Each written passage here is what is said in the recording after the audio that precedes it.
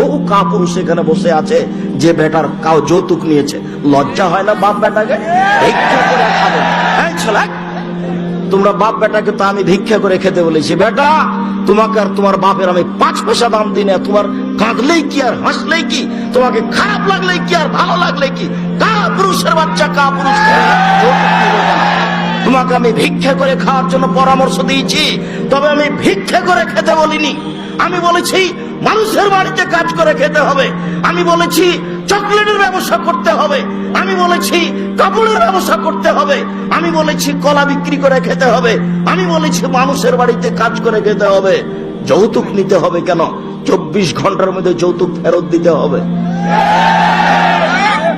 একজন লোক আমার কাছে এসেছে, সে ফারায়েজের উপরে, জমি বন্টনের উপরে করছে, পিএইচডি করছে। তা আমার কাছে এসেছে তথ্য নিতে।